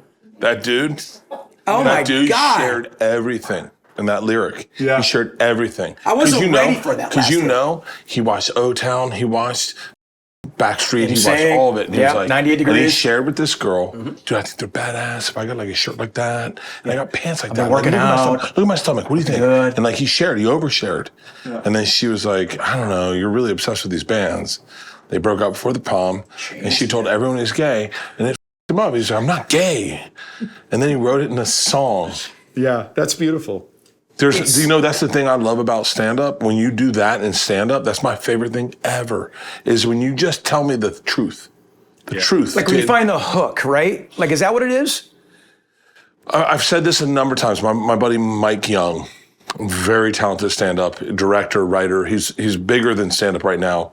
He just said a line one time he was just doing stand-up, and he was like, do you remember you have that friend that was like, you get in the dirt? He grew up in Detroit. He goes, you get in the dirt, and he'd always like push a little too far, and you'd be like, Jesus Christ, man. He's like, hey, man, let's go TP Brenda's house. And then your friend would be like, yeah, and then we'll kidnap her fat dad. And that for me is like that lyric. Right. It's so brilliant. Right. It's Just figuring it out. Painting a picture without painting a picture. Yeah, that's a great lyric. They have one of those lyrics, so like Chicken to Chinese Chicken. They have that, Abercrombie and Fitch. Remember, I like girls who wear Abercrombie and Fitch. I think if I had one wish. By the way, what a lyrics. great disassociative in that song. I like girls who wear Abercrombie and Fitch. Chinese food makes me sick. Like it's almost like going. Hey, do you guys want to dinner? By the way, I get diarrhea in the back of my car. By the way, I have allergies, no peanuts. No okay? one. There should be a documentary on LFO. I agree. Dude, I'm so glad you're raising There should be a flag. documentary on these noodles. Yeah, man. Wait, hold on. Hang on. Can we? Okay, we should close this out. We're not closing out because of me, are we? No, I got 5 minutes left Yeah. for you. I got to get you out of here. You got your twins' Oh, birthday. you know. I do. We should bring a guitar out for something. Yeah. Sorry, this All will right, take a second. this is what I want to do. I want to get the. Tuning's always So great. wait, when you guys were starting with Sugar Ray, what was the songwriting process like? We were a cover band, and we lied to Atlantic Records and said we had 1,000 songs. Just when you could lie, there was no internet, you know. Seriously, we 1,000 songs. We're big. Boy, do I miss those days. Man, I'd still have a career if I could still lie. So we had one song, we had two songs. One was called Lick Me, and the other song was called Caboose. So the least offensive song we made a video to, that my buddy McG made the video. And he became a guy who... You talking about Mick G, the guy? McG, director. director. Yeah, I did the Charlie's Angels My movies. buddy Mick G. You said it twice, and I was like, you mean the huge director? Yeah, I'm sure you know him. You probably... Everyone does. Yeah, no, he's He a did great Charlie's guy. He Angels. put me in Charlie's Angels too. Yeah. He called me up. He's like, Ed, it's last minute. Do you want to play a cop in Charlie's Angels 2? He goes, you'll be on screen for 5 seconds, but it'll be with Carrie Fisher. So I thought you'd want to do it. It was so great. Yeah, man. Carrie played the Mother Superior at the orphanage, and I dropped the childhood Crispin Glover off at the orphanage. In between takes, so she's in a full nun's habit. In between takes, Carrie Fisher's sitting on the sidewalk, hot LA day, with her habit hiked up to cool off, and she's smoking a cigarette sitting on the curb. Say, how much are they paying you for this? I'm getting union scale because my kid said I should do this. And she's sitting there, and I said, Carrie, that is an image I will carry with me for the rest of my life. And she exhales and says, it'll be the last thing you see as they're pounding your chest. Wow. What does that mean? Gangster. Dark. That's my Carrie Fisher memory. She was a character for sure. She was amazing. Dang. So you've acted with Carrie Fisher. That's fantastic. What do you want me to play? I know all my songs. Play the song that you wrote about my hotel name. This is kind of a funny story. True story. Yeah.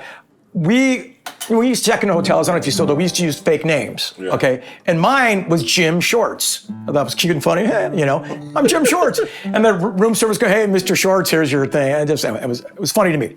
I must have said it in an interview or something, and then he found it and put it in a song called Pinch Me. You heard the song Pinch Me? Yes. You know, walk out with my gym shorts on, and that's the... Got that because I thought it was hilarious that it was hotel room name. How great is that? It's the perfect time of day There it is.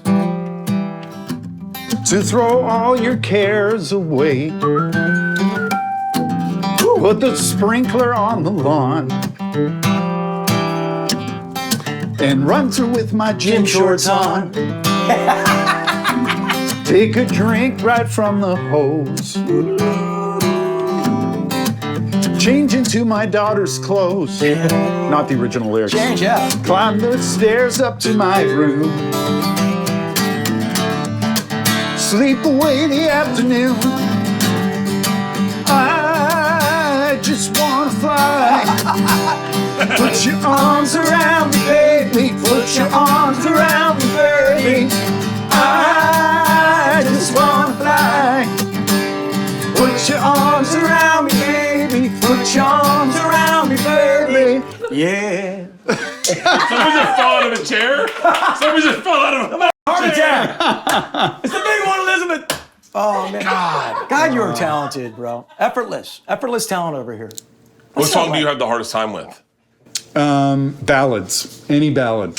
Really? Stuff like 1 week, all like the verbal gymnastic stuff, I never screw it up. It's when I have time. Wait, hold on, hang on. Let's see. Hold on. There you go. Rachel, is Peter in here? Yeah. Come in here. Let's see who f***ed up 1 week first. Yep, come on in. Hold on. Let's see who f***ed up 1 week first. Did you ever explain the food? Food. The food's a passive. No. Stand behind him. Stand behind him.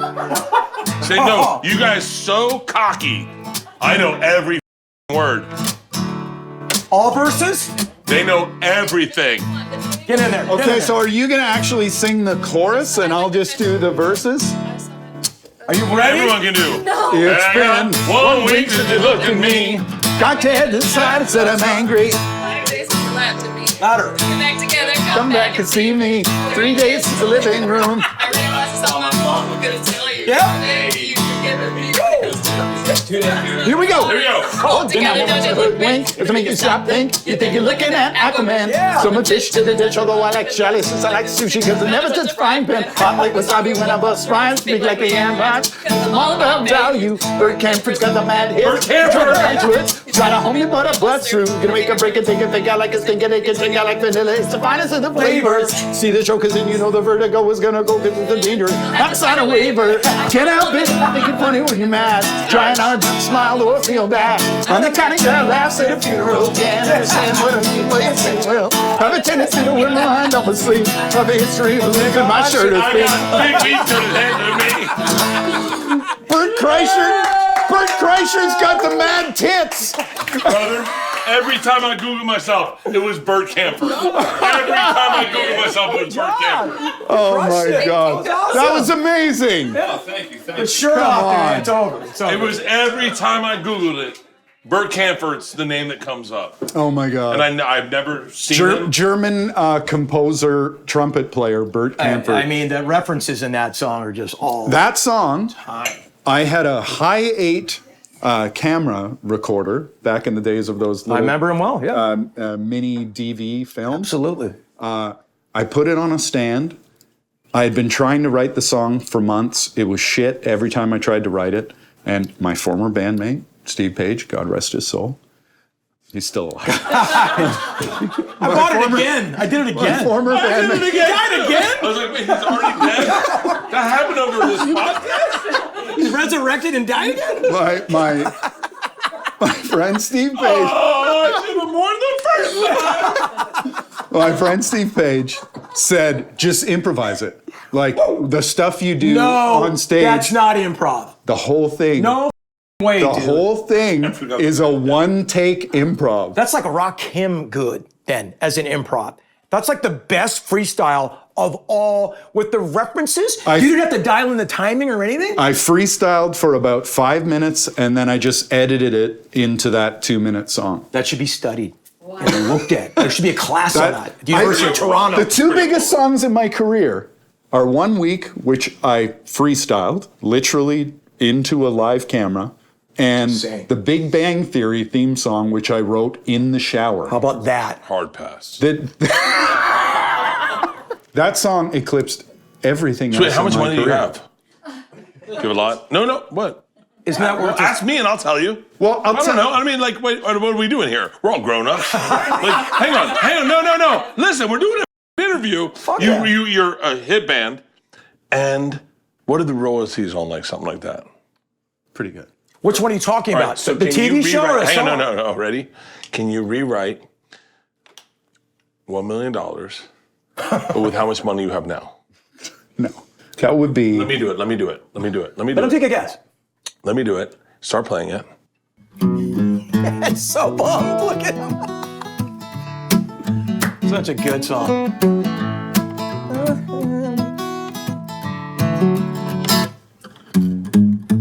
If I had $60 million. You are awfully close, Bert.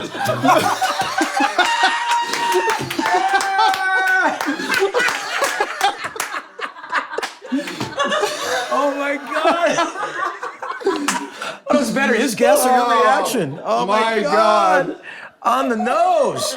I just want to. hit. It's a hit. That might be the best thing I've ever been a part of in my life. Celebrity I've done some network. big things. Celebrity net. God damn. Oh my Oh, God. man. That's insane. I'm sweating. I'm sweating right now. Oh my I'm God. sweating. I'm sweating. Why don't I buy more watches? That's so funny. I have Wait. Sing. I have a lowly Omega I know. I've already clocked your watch, and he's not wearing one. I'm already watching you. Yeah. Well, it it's an blends into Omega your Seamaster. tattoos. But Tattoos. Is that the? This is the Sprite? Kermit. Oh yeah, The Kermit, yeah. 2003, when the 75th anniversary of This America came out. I have the moon and watch. Sleep. I have the moon All right, watch, hold on. too. Close. Let's close on a Play if I song. had $1 million. Play if you had $1 million. If I had $1 million, if I had $1 million, I'd buy you a house. Though I'm clearly not talking about Bert's house. If I had $1 million, if I had $1 million, I'd buy you furniture for your house and decorate it with paintings of myself like Bert did. If I had $1 million, if I had $1 million, I'd buy you a cake car, a nice reliant automobile. If I had $1 million, I'd buy your love.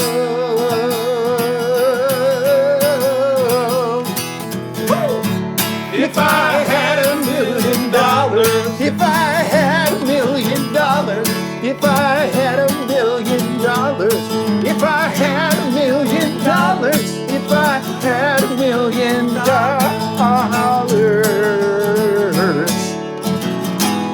I'd be pretty close to as rich as Bert guessed I am.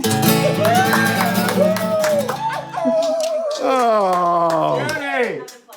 The tour starts when? It starts June 3rd in Atlanta, Georgia. Guess who's going to be there then? Oh, nice. We start production in Georgia. Not in June. I am lit. July 3rd. Not in June. Yeah, June 3rd, and we're 38 dates. These guys are with us for a month. Guster's with us for the other month, and we've got Fastball on the whole tour. So it's June 3rd to August 3rd. Amazing. Yeah. We'll be out there. Red Rocks. And thank you for having Greek me. Theater. Doing Red Rocks? Yeah. Doing Greek? Yeah. I'm not. They are. Whatever Are you you doing need. Red Rocks? No, we'll be on the East Coast part of Okay. it. Yeah, I'll be out. East Coast runs are pretty quick. Yeah. I love East Coast runs. It's going to be But great. they're, you know what? They're gnarly. But for a band, you usually do Boston, New York, DC, and Philly, like 4 nights in a row, just economically. You know, it might be different with comics. So you just got the crew, you got this big entourage. So you hit these cities so quickly, you don't really get to dig in. But that's probably good. Probably good for me. No, those West Coast runs suck. Because it's long drives. Long drives. The East Coast is like a 2-hour drive. Sleep, You know, 2-hour Right. drive. No, you're right. You're right. I'm going to fly my own plane. There you go. On all the dates What? on the tour. You being serious? Yeah, man. He's a pilot. Hey, if I came out, can I fly with you? If you come out of the closet? Easily. She's a beard. Yeah. She's a beard. Absolutely, you can. I would love to Oh, come I'd out. love to take you. Those are shows I would love to go see. Come on I out. would love to go see. You can take The Bert, you take me. beauty of flying for me, I've never slept well on a tour bus. Yeah, it's hard. Buddy. So it makes a tour tough on me because I slowly lose sleep. I get more and more tired. And then when we have a day off, I just have to rest the entire day off. So I don't get to do anything on the tour. When I started flying myself around, I do the show, I stay overnight, and the tour is routed for a bus. So it's all 5 to 8 hour drive. So in my plane, that's like a 40-minute flight. You've ever played? Yeah. My plane was the key word there. It's not like a private jet. It's a little No, I know single what it is. I engine. know what it You is. have your Yeah. own plane, don't you? No. Hold on. I'm going to argue the exact same. Today, I apologize to Buffalo Wild Wings. I was in my sauna, and I thought not touring is killing me because I have no parameters like on my life. Like when I tour, I do not drink until 11 o'clock at night.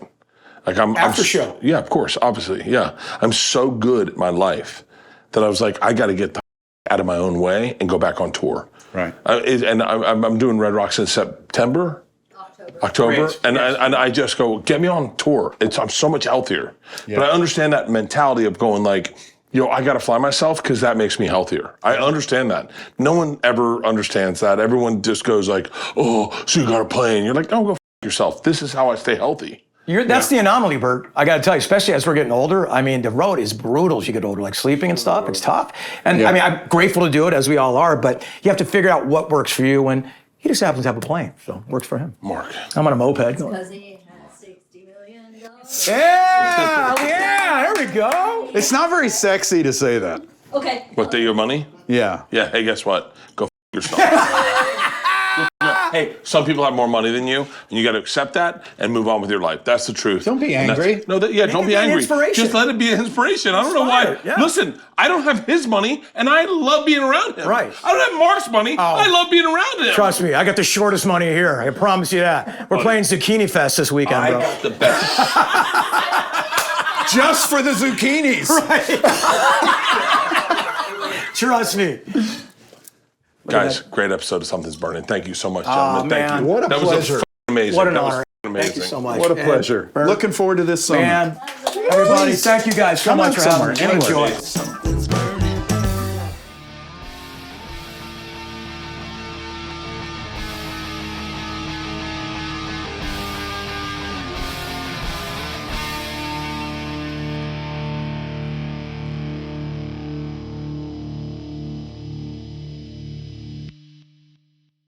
This episode was brought to you by The Machine.